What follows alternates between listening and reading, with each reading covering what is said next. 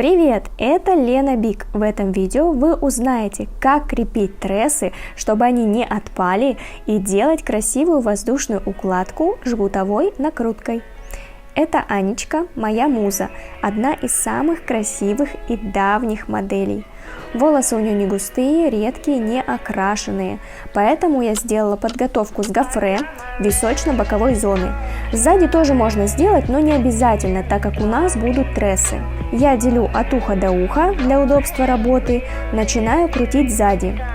Трессы – это дополнительные волосы, у меня натуральные от американского бренда Bellamy. Используйте код SEN10 на сайте Bellamy, чтобы получить скидку от моей дорогой Зинады. Наношу на корень пудру от Osis. Мне очень нравится использовать именно ее на светлых волосах, а также на блондинках, потому что она с ароматом кокоса и средней фиксации. В наборе идут трессы различной ширины, поэтому я начинаю с широких, у которых 3 зажима. Для этого я сделала начес, чтобы трессы держались крепко и не сползали.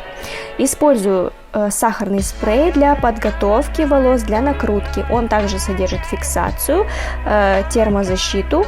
При обработке волос становится таким, знаете, грубым и не скользит, потому что это новая линейка тресс, они называются Silky, то есть шелковые, они очень скользкие, и их нужно хорошо подготавливать. Также этот способ подготовки подойдет для натуральных волос, знаете, таких азиатских, плотных, которые очень скользкие. Вы можете подготовить их либо солевым, либо сахарным спреем. В чем разница между ними? Сахарный спрей дает вам, получается, глянцевый финиш, а солевой спрей дает матовый финиш, потому что соль. Но и в принципе соль, она больше сушит волос, поэтому на блондинках я использую именно сахарный спрей.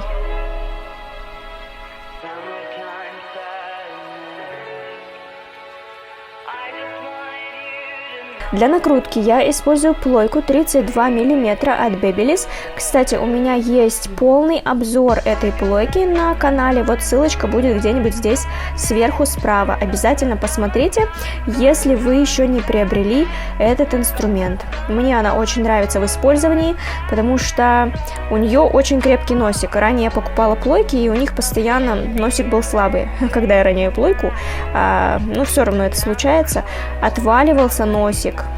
И, соответственно, это уже некрасиво, не эстетично выглядит. А эта плойка меня полностью удовлетворяет. Смотрите видео до конца, потому что я раскидала лайфхаки, мне есть много чего сказать, поэтому пока я вам рассказываю введение, а уже следующий ряд расскажу подробно, что я делаю и зачем. Я использую пудру здесь уже от Капус, мне она тоже нравится, у нее очень хороший состав, я делала обзоры пудр, именно разбирала их составы, полезные они, вредные, как вообще влияют, и это одна из самых бюджетных и очень хороших пудр, поэтому я ее частенько использую. И она, конечно, жестче, чем белая от Osis, поэтому очень хорошо держит трессы, да, дополнительные волосы, либо натуральные тяжелые волосы. Здесь я использую расческу с щетиной для подначеса, для тупировки. Но также вы можете использовать обычную расческу, хвостик, в зависимости от того, какая у вас есть в наличии. То есть это не очень важно, важно, как вы делаете, как вы работаете с инструментом, пальцами, руками. Еще здесь я использую уже на финише сухой лак аэрозольный. Почему именно сухой, а не жидкий? Потому что аэрозольный лак, он быстрее высыхает.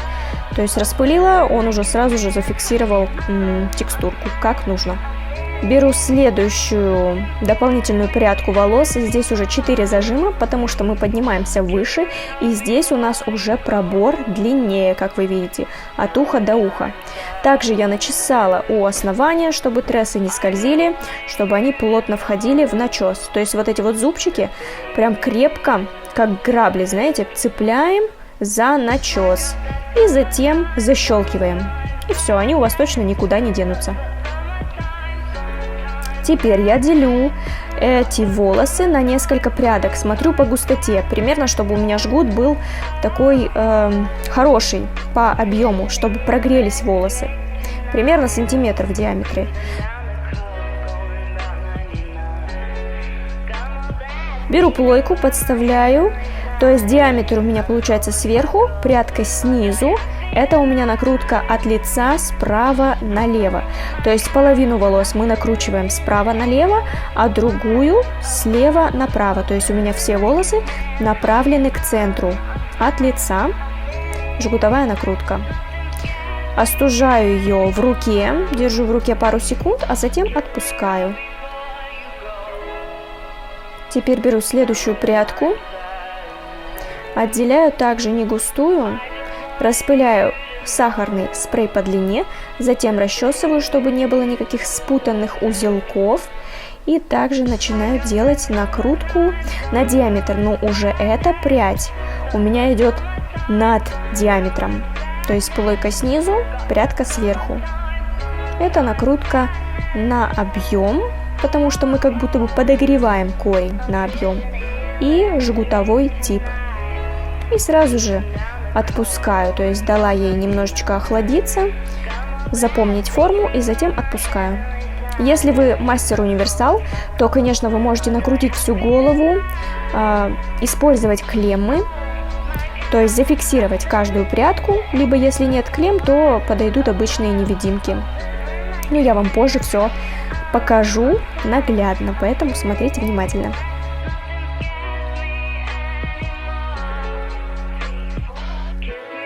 Теперь настало время раскрытия волн.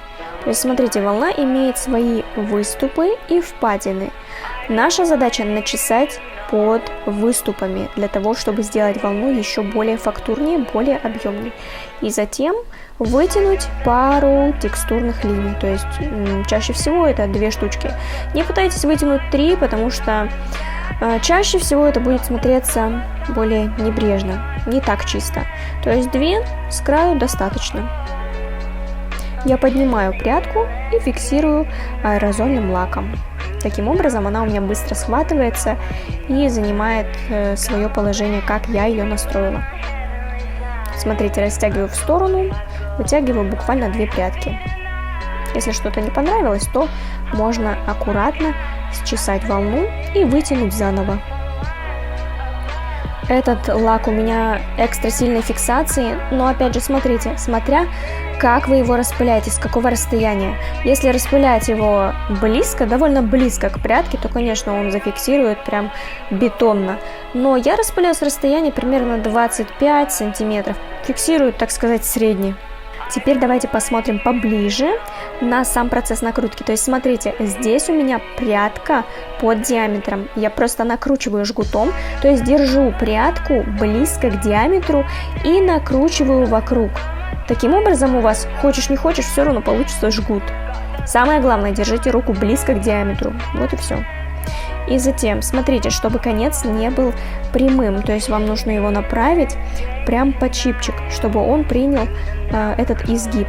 И смотрите, вот здесь я могу зафиксировать просто шпилькой за предыдущий начес и оставить ее остывать вот в таком положении. Этот способ очень хорош для натуральных, для тяжелых волос.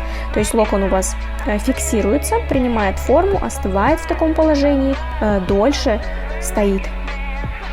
Следующая прядь, плойку я ставлю под прядку и также накручиваю жгутом, а затем фиксирую шпилькой.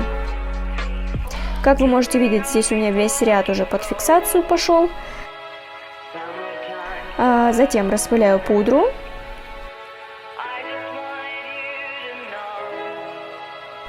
И начинаю также раскрывать. То есть смотрите, под выпуклыми частями я подначесываю, вытягиваю 2 текстурки. Вот чтобы они были прям четкие. Смотрите, ну здесь 3 получилось, ничего страшного. Фиксирую лаком. Главное, следите, чтобы это не было слишком, знаете, небрежно, слишком много лишних волос. Есть недостаток у этой пудры, иногда она забивается, поэтому можно ее просто потрясти, и она будет работать также хорошо, распылять равномерно на волосы. Обратите внимание, здесь у меня уже предпоследний ряд и осталось довольно много тресс, поэтому я буду использовать сразу 2 полоски.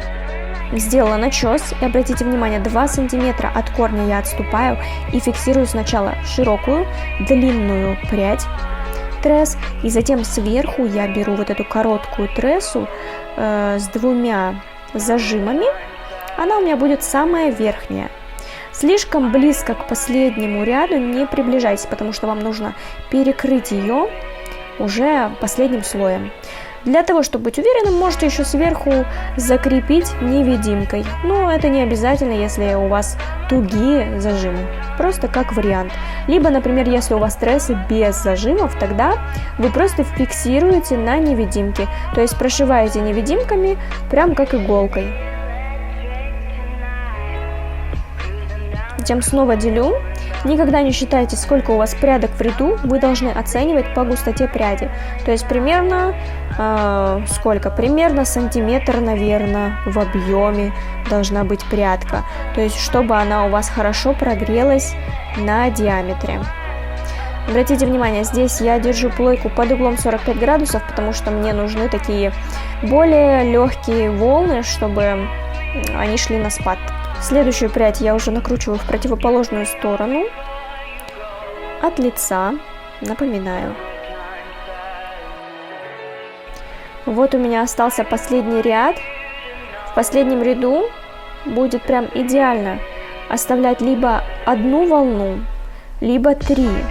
Не советую делать 2, потому что между ними, возможно, будет пробел, и вам будет его сложно скрыть. То же самое касается локонов и волн. Лучше делать либо 1, либо 3. Обязательно вот этот последний слой должен перекрыть ваши трессы, дополнительные волосы, чтобы они не просвечивали. Но здесь у нас будет еще сверху хвостик, поэтому ничего страшного, если даже что-то видно.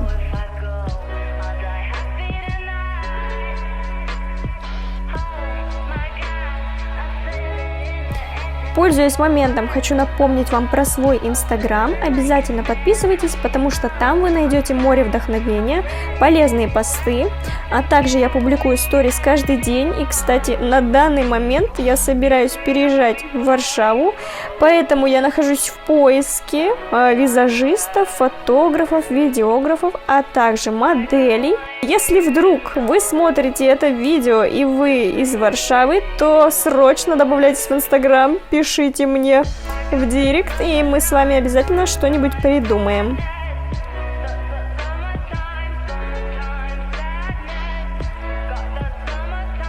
Пришло время собирать хвостик. Я отделила от уголков брови, либо от середины брови. Примерно смотрите, чтобы у вас ширина была этого пробора примерно 5 сантиметров, чтобы не было слишком широко, а то будет очень тяжело смотреться. Наношу воск сверху, чтобы пригладить пушковые волосы, чтобы было все гладко и чисто. Затем перехожу к височно-боковой прядке. Также распределяю сахарный спрей на длину. Затем прочесываю. Делаю начес у корня, для того, чтобы у меня был объем. И затем накручиваю от лица. Соответственно, то же самое, что и сзади было. Подставляю диаметр под прядку. Это накрутка на объем. Жгутовая накрутка. Подкручиваю. Будьте аккуратны, когда что-то завиваете возле уха. Следите за расстоянием до плойки. Здесь я уже фиксирую вот такими клеммами. Ими очень удобно фиксировать, можно быстро поймать прядку, чего я не могу сказать про невидимки, особенно новичкам. Бывает сложно зафиксировать локон в невидимку, потому что все-таки они тугие, и проблема даже просто открыть невидимку одной рукой. Поэтому советую вам для экономии времени присмотреться к таким маленьким клеммам, зажимам, уточкам, как их еще называют. В общем, это маленькие такие зажимы. Вот такие вот они невесомые и очень хорошо держат прядки. Вот какая у нас накрутка получилась от лица. Затем переходим к разбору. И также пудра. Смотрите, здесь я уже использую расческу хвостик. Как я вам говорила в начале, что расческа не очень важна. Важно, как вы это делаете.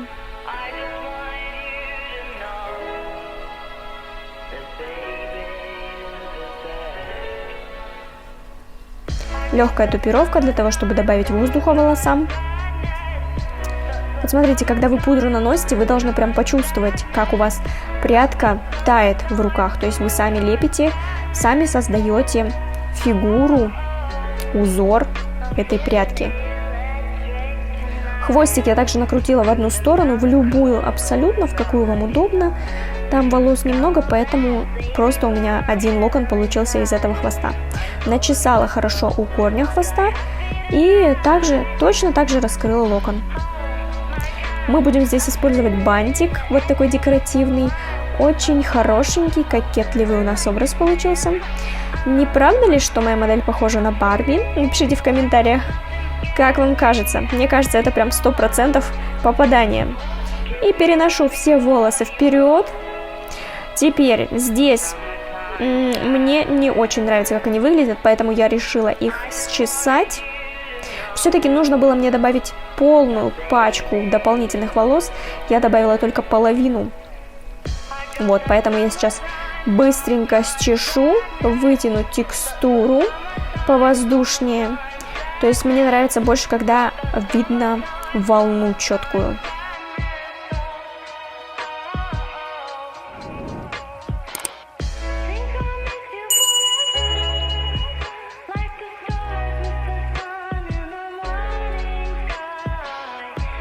Затем я просто распыляю пудру, распределяю пудру для жесткости опять же и вытягиваю пару текстур, а затем фиксирую аэрозольным лаком. И практически готова наша прическа. Нужно только настроить прядки, которые у нас обрамляют лицо. То есть сделать их более-менее симметричными. Вот так вот я рукой прям придаю форму и сразу же брызгаю лаком. Обязательно смотрю в зеркало, потому что в зеркале может быть выглядеть по-другому. То же самое касается камеры телефона. Когда вы берете телефон, смотрите на модель через камеру, вы сразу же видите недостатки. Поэтому периодически проверяйте себя, смотрите, и камера вам даже больше подскажет, чем ваши глаза. На 100% добиться симметричности очень сложно, практически нереально, потому что даже лицо у нас не симметрично. Поэтому делаем приближенный вариант с двух сторон. И вот какая у нас финальная прическа получилась. Обязательно оставляйте свои комментарии и понравилось ли вам это видео. А для тех, кто досмотрел это видео до конца, я оставила пасхалочку. Смотрите, я всегда говорю своим моделям, что резинки, вот эти вот силиконовые резинки, нельзя стягивать с волос, поэтому мы будем ее отрезать. Ножниц у меня не нашлось, поэтому я взяла нож. Нож всегда при мне. Я достаю эту резиночку, просто вот один слой, и вот таким вот резким движением просто отрезаю ее, освобождаю весь хвостик. Вот видите, как она легко убирается. И ни один волосок не пострадал, все осталось на местах. Обязательно оставляйте в комментариях смайлик нож, если досмотрели до этого момента. Мне будет очень интересно, кто из вас досмотрел до конца. Не забудьте подписаться и увидимся в следующем видео.